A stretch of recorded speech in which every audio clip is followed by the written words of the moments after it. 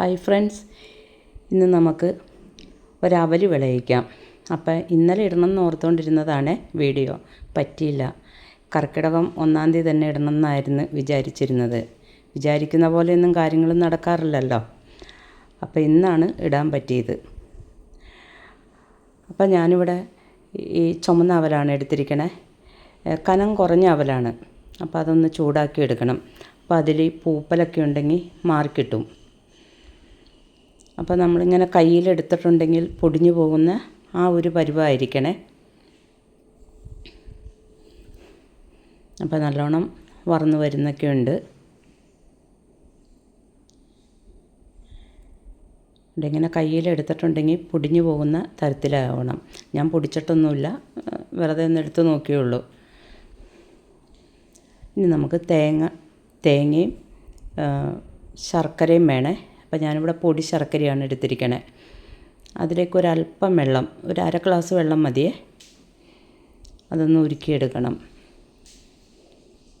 അപ്പോൾ പൊടി ശർക്കരയിൽ അഴുക്കൊന്നുമില്ലെന്നാണ് പറയണേ. അപ്പോൾ അതുകൊണ്ട് ഞാനത് അരിക്കുന്നൊന്നുമില്ല. അരിച്ചെടുക്കുന്നവർ ഉണ്ടെങ്കിൽ അങ്ങനെയും ചെയ്യാം.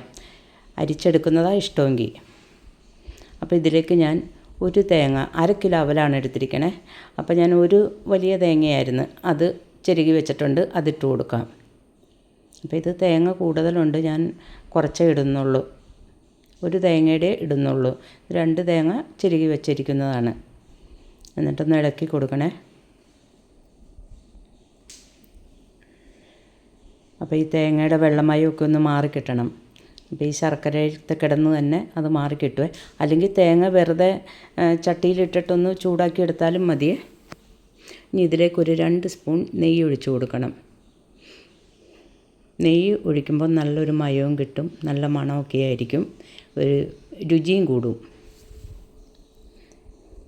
എന്നിട്ട് നല്ലപോലെ ഇളക്കി കൊടുക്കണേ. തേങ്ങയൊക്കെ നെയ്യ് കിടന്ന് നല്ലതുപോലെ മുരിയട്ടെ.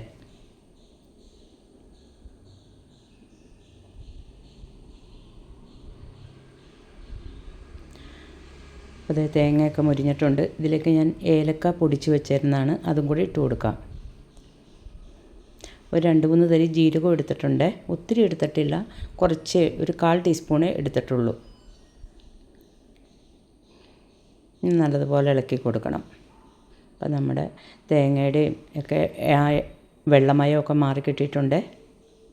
ഇനി നമുക്ക് വറുത്ത് വെച്ചിരിക്കുന്ന അവൽ കുറേശ്ശെയായിട്ട് ഇട്ട് കൊടുക്കാം. നല്ലതുപോലെ മിക്സ് ആവണം. മൊത്തമായിട്ട് ഇട്ട് കൊടുക്കണ്ട, കുറച്ചായിട്ട് ഇട്ടാൽ മതിയേ.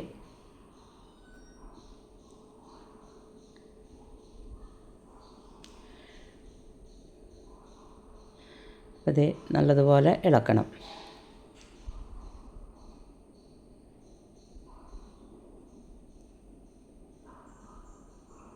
ഇനി നമുക്ക് കുറേശ്ശെയും കൂടെ ഇട്ട് കൊടുക്കാം.